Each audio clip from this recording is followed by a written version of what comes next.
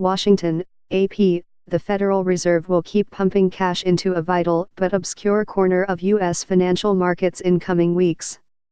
The New York Federal Reserve Bank, which handles the central bank's interactions with financial markets, said Friday that it will offer daily repurchase, or repo, operations of at least $75 billion through October 10. The aim is to maintain the Fed's key policy rate within its target range. For the first time since the 2008 financial crisis, the Fed this week conducted a series of major repo operations, injecting $278 billion into the market to deal with a jump in short-term interest rates. Officials say this week's spike in rates is not a precursor of the type of underlying troubles that preceded the 2008 market meltdown.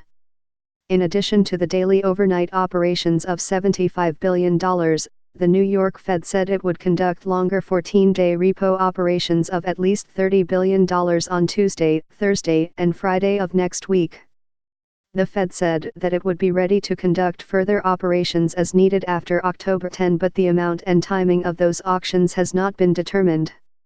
In the fourth operation on Friday, banks asked for $75.55 billion in reserves, only slightly higher than the $75 billion limit set by the Federal.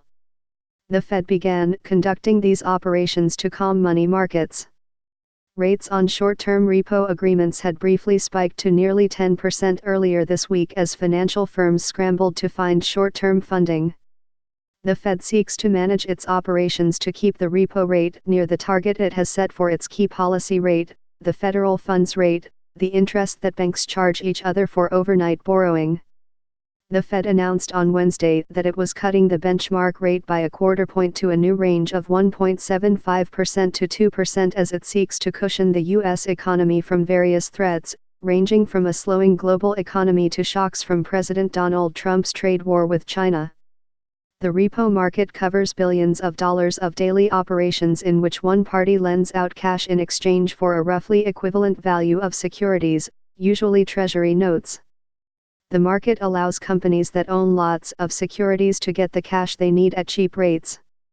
The borrower of the cash agrees to repurchase the securities it has loaned as collateral at a later date, often as soon as the next day. The turbulence this week has been attributed to various factors, including corporations needing to come up with cash to settle quarterly tax payments. Analysts do not believe the rate spike this week is similar to the troubles seen as the nation was heading into the 2008 financial crisis. They believe banks are much better capitalized now due to the reforms put in place after the crisis.